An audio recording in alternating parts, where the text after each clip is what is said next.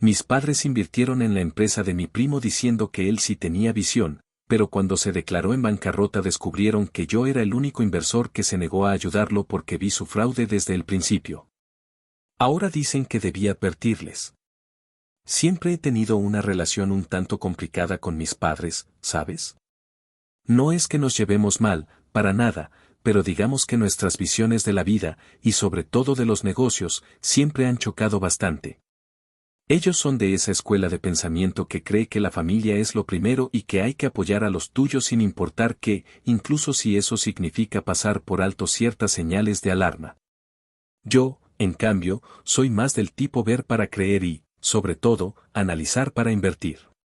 Nunca me ha gustado arriesgarme a lo tonto, especialmente cuando se trata de dinero, porque he visto demasiadas veces cómo las buenas intenciones, sin un buen plan detrás, terminan en desastre.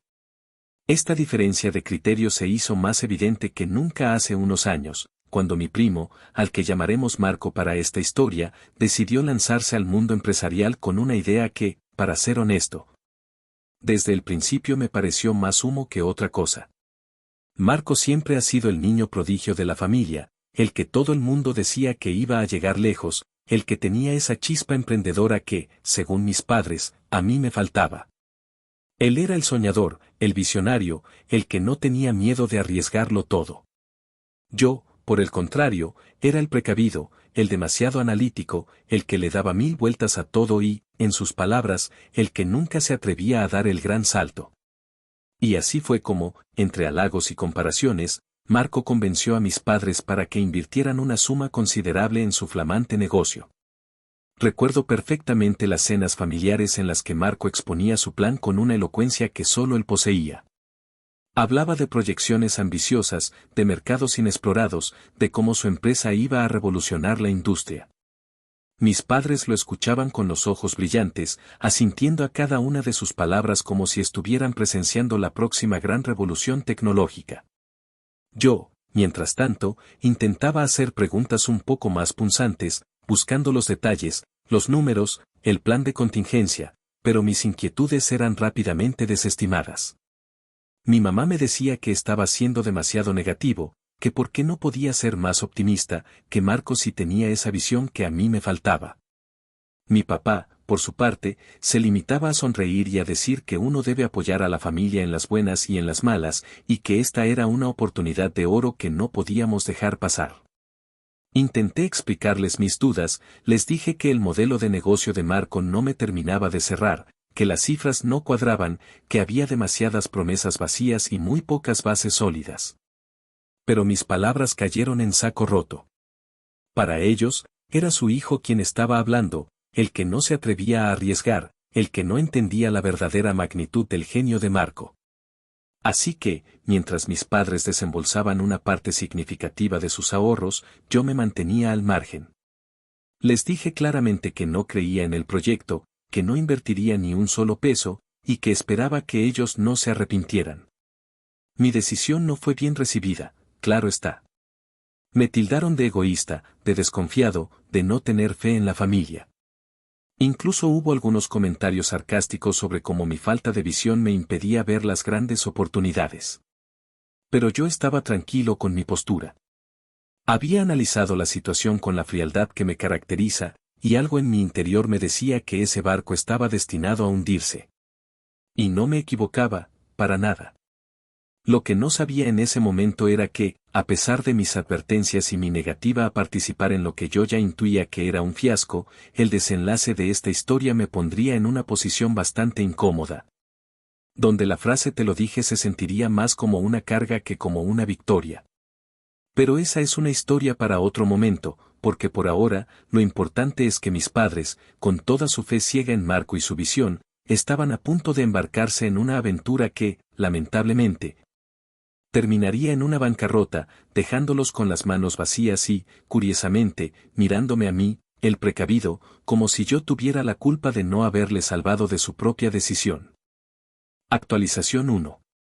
Los meses que siguieron a la inversión de mis padres fueron un torbellino de emociones encontradas, al menos para mí, porque para ellos, todo era optimismo puro, una luna de miel empresarial que, en mi cabeza, tenía fecha de caducidad.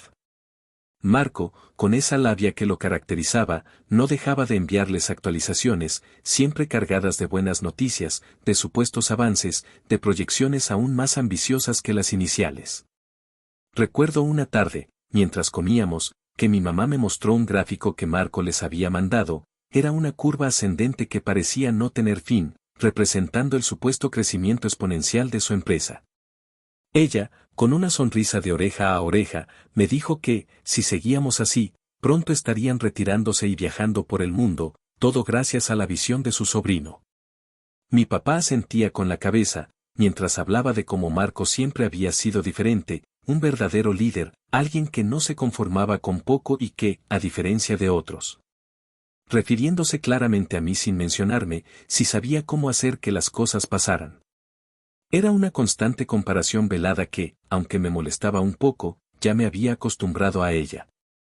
Yo, por mi parte, seguía mi propio camino, trabajando en mi empleo estable, ahorrando e invirtiendo de manera más conservadora en lo que yo consideraba proyectos con fundamentos sólidos y con riesgos calculados. De vez en cuando, me sentaba con mis padres y les preguntaba más detalles sobre el negocio de Marco. Quería entender, quería ver si había algo que se me había escapado, alguna señal de que mi escepticismo estaba equivocado. Pero las respuestas siempre eran vagas, llenas de generalidades. Cuando les pedía estados financieros, contratos con proveedores o clientes, o cualquier tipo de documentación que respaldara las historias de éxito de Marco, ellos simplemente se encogían de hombros y decían que Marco era muy transparente, que les contaba todo y que no había necesidad de molestarlo con tanta burocracia. Confianza, esa era la palabra clave que siempre usaban. Confiaban ciegamente en él, en su palabra, en sus promesas, y cualquier pregunta que yo hacía era interpretada como una falta de confianza, no solo hacia Marco, sino hacia la familia en general, lo cual era absurdo. Pasaron aproximadamente 2 años desde la inversión inicial. Durante ese tiempo, las conversaciones sobre Marco y su empresa seguían siendo el tema central en las reuniones familiares. Él se había vuelto más distante, menos accesible. Las actualizaciones que les enviaba a mis padres se hicieron menos frecuentes y, cuando llegaban, eran más cortas y menos detalladas.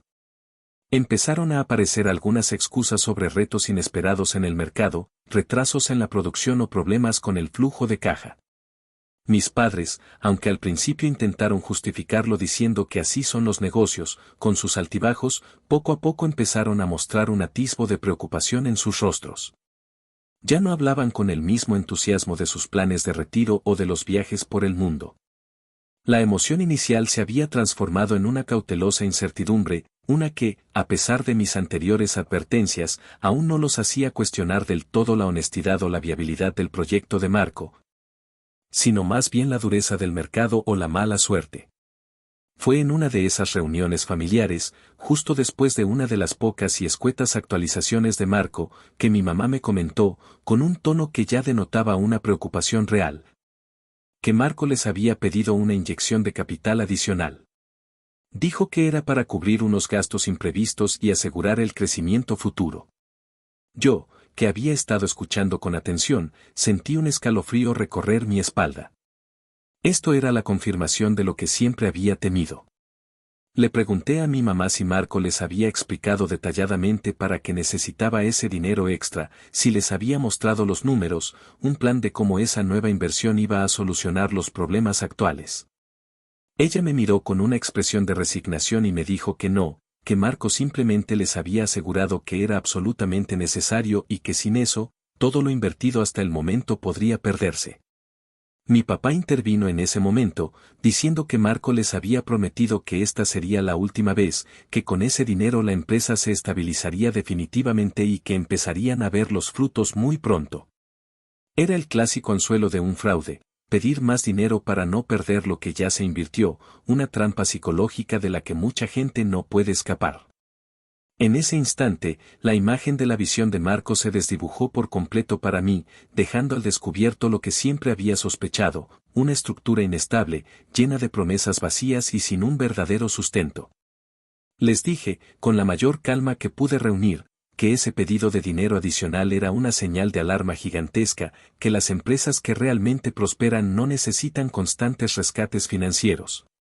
A menos que haya un problema estructural o, lo que era peor, que el dinero simplemente no estuviera donde debía estar. Les rogué que no volvieran a invertir, que se detuvieran a pensar en lo que estaba pasando, que exigieran cuentas claras. Les recordé mis advertencias iniciales, no con el afán de restregarles mis palabras, sino con la esperanza de que por fin abrieran los ojos.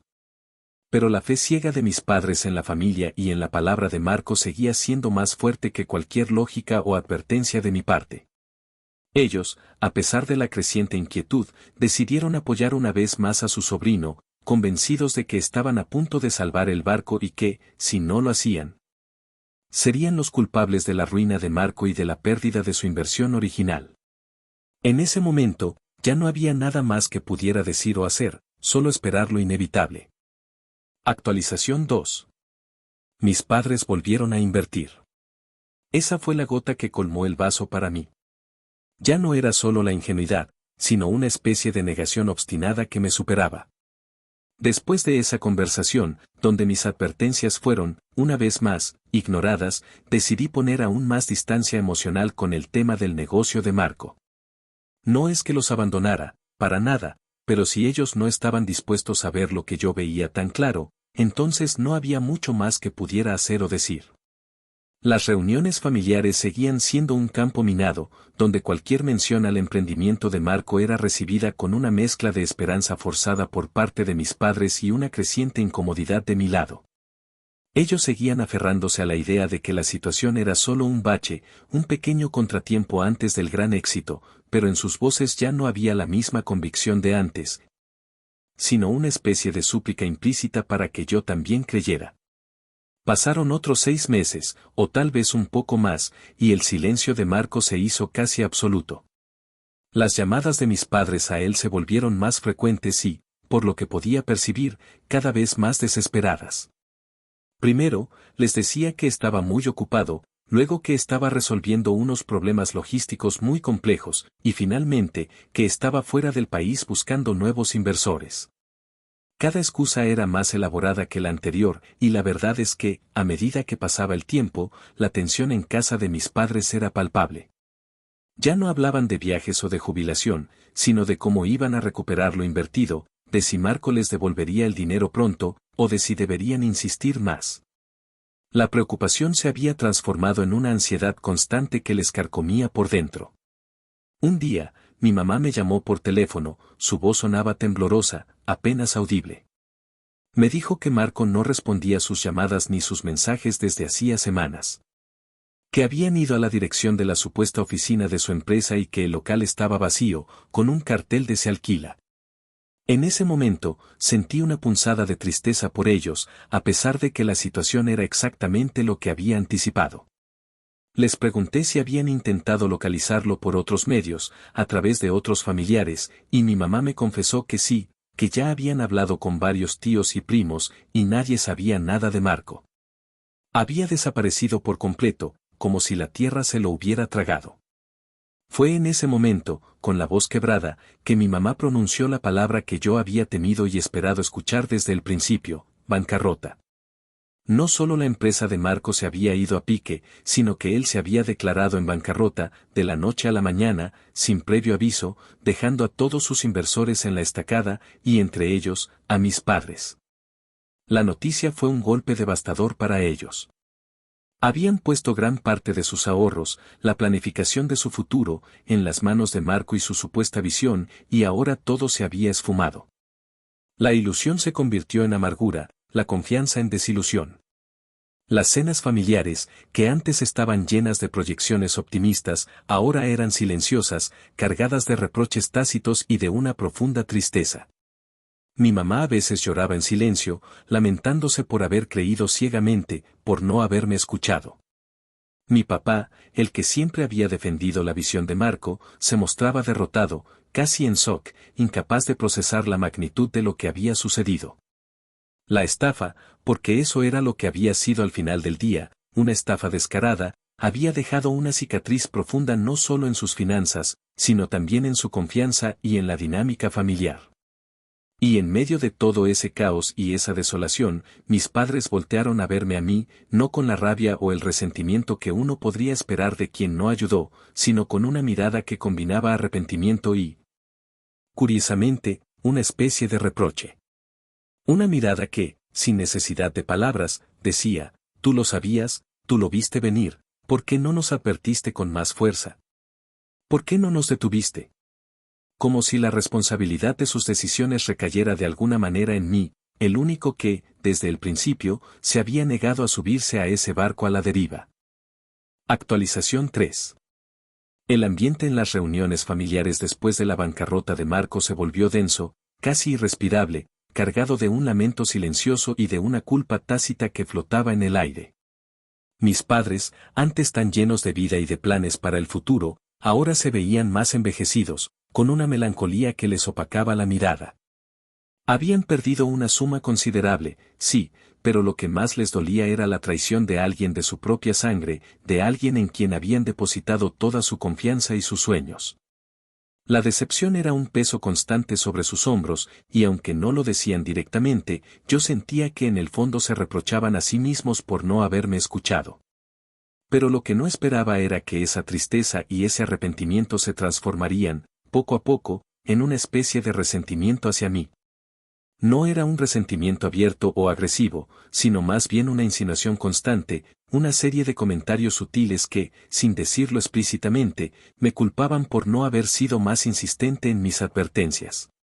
Recuerdo una tarde, estábamos tomando café, y mi mamá, con un suspiro profundo, dijo: si tan solo hubiéramos sido más precavidos, como tú. Y luego, después de una pausa incómoda, añadió: quizás debiste habernos insistido más, haber sido más claro con los peligros que veías, habernos convencido de no invertir. Mi papá asintió con la cabeza, mirando fijamente su taza, y murmuró algo sobre cómo uno espera que la familia te proteja, incluso de ti mismo. Esas palabras me golpearon de lleno. ¿Protegerlos de ellos mismos? ¿Convencerlos? ¿Acaso no había sido lo suficientemente claro en mis advertencias iniciales?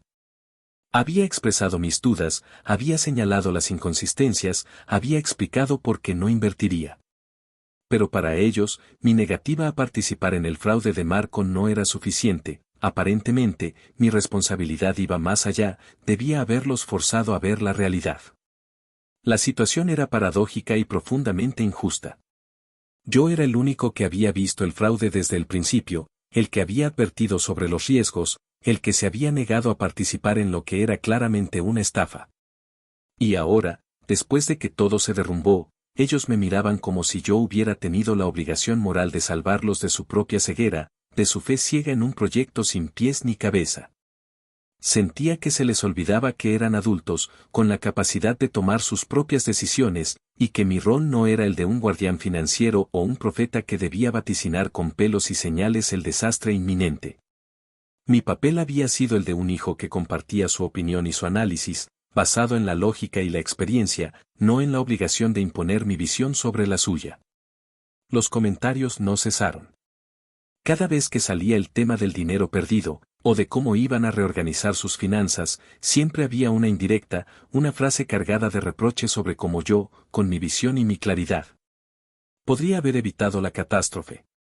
Llegó un punto en el que me sentía frustrado, cansado de la situación. No me gustaba el ambiente de culpa y resentimiento que se había instalado entre nosotros. Un día, durante otra de esas conversaciones cargadas, decidí que era momento de poner las cosas en claro, de una vez por todas. No podía seguir cargando con una culpa que no me correspondía. Quería que entendieran que mi papel no era el de un salvador, sino el de alguien que ofrecía una perspectiva diferente, una que ellos libremente habían decidido ignorar. La conversación que se avecinaba sabía, no sería fácil, pero era necesaria para sanar la relación y establecer límites claros. No era justo para mí llevar el peso de sus malas decisiones, por muy dolorosas que éstas hubieran sido para ellos. Actualización 4. Llegó el día en que la tensión se volvió insostenible y supe que tenía que hablar. Era una tarde de domingo, el sol se filtraba tímidamente por las ventanas de la sala, creando un ambiente que, a pesar de la luz, se sentía pesado. Mis padres estaban sentados en el sofá, mi mamá hojeando una revista sin realmente leerla, mi papá mirando un punto fijo en la pared. Respiré hondo y empecé a hablar, mi voz sonó más firme de lo que esperaba. Les dije que entendía su dolor, que me dolía verlos así, y que lamentaba profundamente lo que había sucedido con Marco. Pero también les dije, con la mayor calma posible, que no podía cargar con la responsabilidad de sus decisiones. Les recordé, paso a paso, cada momento en el que expresé mis dudas, no como un reproche, sino como una recapitulación de los hechos. Les mencioné las conversaciones en las que les pedí más información sobre el negocio de Marco, las veces que señalé las inconsistencias en sus proyecciones y la falta de un plan sólido. Les recordé mi insistencia en que analizaran bien la situación antes de invertir, y como mi negativa a unirme al proyecto no fue por falta de apoyo emocional, sino por una evaluación de riesgo objetiva. Les dije que mi papel era el de un hijo que les ofrecía una perspectiva diferente, una visión que, basada en mi experiencia y mi forma de ver los negocios, me indicaba que algo no andaba bien. Les expliqué que no era mi responsabilidad forzarlos a tomar una decisión, ni mucho menos adivinar el futuro, sino simplemente compartir mi análisis y mis preocupaciones, cosa que hice repetidamente. El silencio en la sala era sepulcral. Mi mamá bajó la revista y me miró con los ojos llenos de lágrimas, pero esta vez sentí que eran lágrimas de comprensión, no de reproche. Mi papá, que hasta ese momento había mantenido la mirada fija, se volteó hacia mí, y aunque su expresión seguía siendo de dolor, había algo diferente, una especie de reconocimiento. Les dije que la confianza en Marco, esa fe ciega en su visión, había sido una elección de ellos, no mía. Y que, si bien era doloroso, la lección de confiar demasiado sin fundamentos sólidos era algo que solo ellos podían aprender de esta experiencia. No era mi culpa que su familiar los hubiera defraudado, ni mi culpa que sus advertencias no hubieran sido tomadas en cuenta a tiempo. La conversación no fue fácil, hubo momentos en los que se notaba la incomodidad, la resistencia a aceptar esa verdad tan cruda. Mi papá, con voz baja, dijo que tal vez si habían sido demasiado ingenuos, que se habían dejado llevar por la emoción y por el hecho de que fuera familia. Mi mamá, asintiendo, admitió que, en el fondo, siempre habían tenido un poco de temor, pero que la esperanza de un futuro mejor y la presión de no fallarle a Marco, los había cegado. Fue un momento de honestidad brutal, un punto de inflexión necesario. No hubo disculpas explícitas de su parte, pero el ambiente se aligeró considerablemente. Sentí que, por fin, habían empezado a procesar la situación no como una falla mía por no haberlos advertido con más vehemencia, sino como una consecuencia de sus propias decisiones. La culpa dejó de ser un arma silenciosa entre nosotros y se transformó en una carga compartida, una lección dolorosa pero crucial para todos. A partir de ese día, aunque el tema de la bancarrota de Marco y la pérdida de dinero seguía siendo un punto sensible, ya no había ese velado resentimiento hacia mí. Podíamos hablar del asunto con más apertura, sin el subtexto de la culpa. La relación con mis padres, aunque marcada por esta experiencia, comenzó a sanar. Entendieron que mis precauciones no eran falta de amor o apoyo, sino una forma diferente de abordar la vida y los negocios, una forma que, irónicamente, los habría salvado de esta amarga experiencia si la hubieran escuchado desde el principio. Ahora, el desafío era mirar hacia adelante, reconstruir su economía y su confianza, y seguir adelante como familia, con la certeza de que, aunque el camino hubiera sido doloroso, la verdad había salido a la luz y nos había permitido, al menos, empezar a cerrar esa herida. Actualización final. El tiempo, dicen, lo cura todo, y aunque la herida de la estafa de Marco nunca se cerró por completo para mis padres, sí que se cicatrizó con el paso de los meses. La actualización 4 marcó un antes y un después, un punto de inflexión donde, por fin, la verdad se impuso sobre la negación y el resentimiento. Desde aquella conversación, la dinámica familiar cambió, liberándose de esa atmósfera tensa que nos había rodeado.